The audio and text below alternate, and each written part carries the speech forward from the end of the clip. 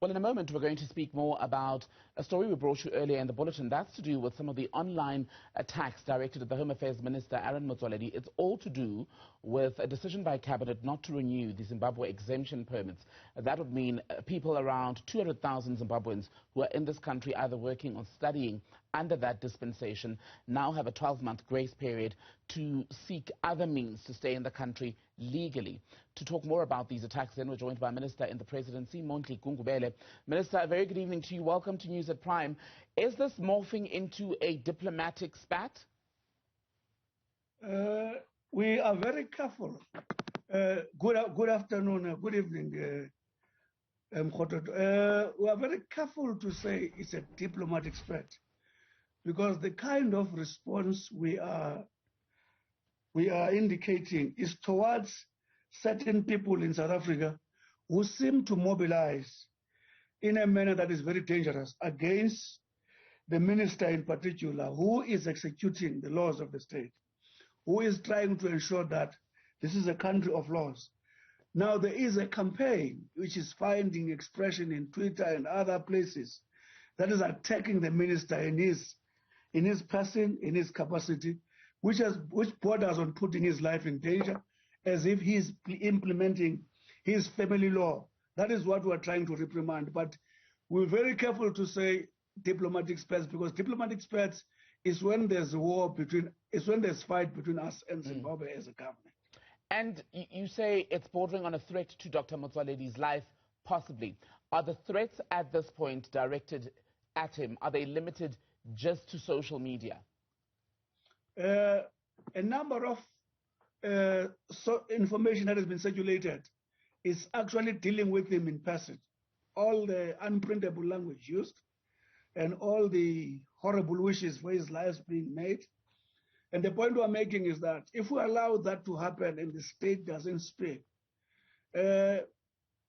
going forward, a precedent is set where the loyal civil servants or political operatives who want to execute the laws of the country get worried because it becomes their own personal responsibility. And we want to condemn that, and we expect the law enforcement to actually take their course as far as this is concerned. Because the key thing, Khododo, is our country is trying to restore legality. South Africa is a country of laws.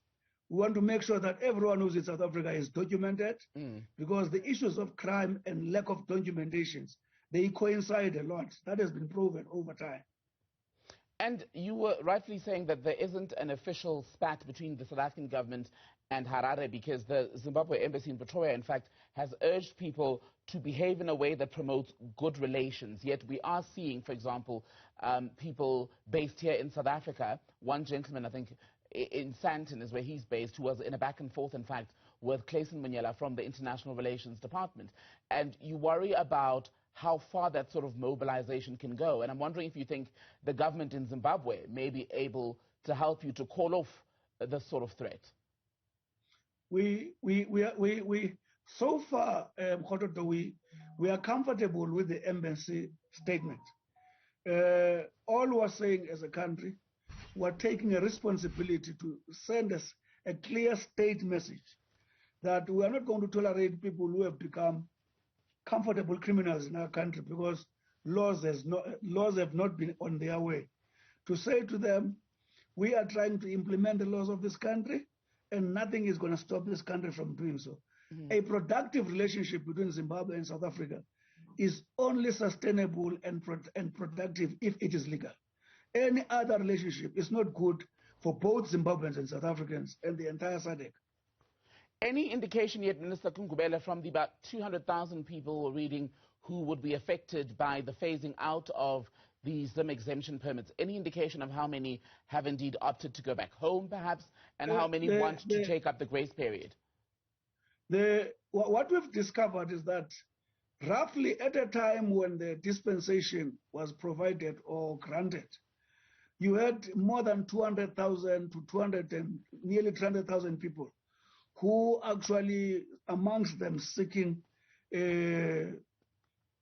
asylum, others wanting to naturalize themselves, and the institution being overwhelmed. But At a point of the latest reflection has shown us that that number has actually gone down. We don't know 20 or 30,000 where it has gone to, but we hope that it could be those who took positive advantage of that dispensation by naturalizing themselves in line with the legal prescripts of the country.